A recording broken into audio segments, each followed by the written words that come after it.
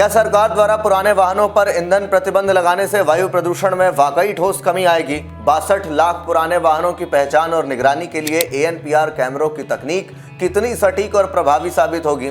इस नियम से प्रभावित होने वाले लाखों लोगों को सरकार की तरफ से क्या वैकल्पिक व्यवस्था या राहत प्रदान की जाएगी? ये तमाम सवाल अब दिल्ली वालों के लिए जानना बहुत जरूरी हो गया है। ऐसे में आइए एक एक करके जानते हैं इन तमाम सवालों के जवाबों को। नमस्कार, मैं ब्रह्मचारी आशीष और आप देख रहे हैं इन खबर। अब दिल्ली की सड़कों पर नहीं दिखेंगी धुआं छोड़ती पुरानी गाड़ियां, क्योंकि सरकार ने प्रदूषण के खिलाफ सबसे सख्त एक्शन लेने की ठान ली है। दिल्ली को साफ सुथरा बनाए रखने के लिए सरकार की तरफ से उचित कदम उठाए जा रहे हैं। इतना ही नहीं, वायु प्रदूषण को कम करने के लिए भी सरकार सख्त हो गई है।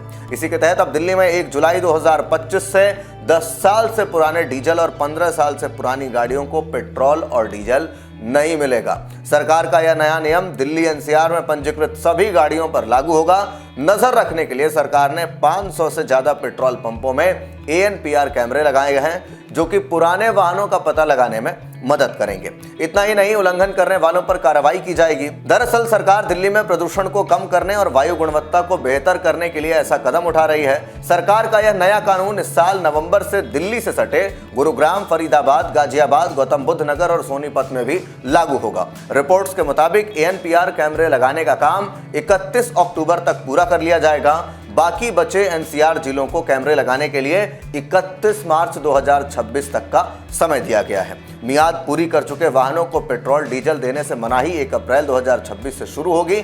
इसी के साथ CAQM यानी commission for air quality management ने इस साल अप्रैल में पेट्रोल पंप को निर्देश दिए थे कि 1 जुलाई से जो वाहन अपना समय पूरा कर चुके हैं उन्हें फ्यूल नहीं दिया जाएगा। दिल्ली के 520 पेट्रोल पंप से 500 पेट्रोल पंप पर स्वचालित नंबर प्लेट पहचान यानी ANPR कैमरे लगा दिए गए हैं और बाकी बचे 30 जून तक लगा दिए जाएंगे। ऐसे में CAQM के मुताबिक ये कैमरे 10 साल डीजल या 15 साल पेट्रोल से अधिक पुराने वाहनों का अपने आप पता लगा लेंगे और बाद में ऐसे वाहनों को जब्त भी कर लिया जाएगा। इसके साथ ही दिल्ली के बाहर से आने वाले वाहनों पर भी पाबंदी होगी। CAQM के मुताबिक दिल्ली में 62 लाख वाहन ऐसे हैं जो अब अपना समय पूरा कर चुके हैं, जिनमें से 41 लाख 2 व्हीलर हैं। वहीं पूरे NCR में ऐसे वाहनों की संख्या लगभग 44 लाख है। अब ऐसे में देखना होगा कि सरकार के इस कदम से दिल्ली पर क्या असर पड़ता है और दिल्ली वाले अब इसको लेकर के क्या कुछ करेंगे, ये तो फिलहाल देखने वाली बात होगी। बाकी इस पूरे नियम को लेकर के आप क्या कुछ सोचते हैं, कमेंट बॉक्स में जरूर बताएं।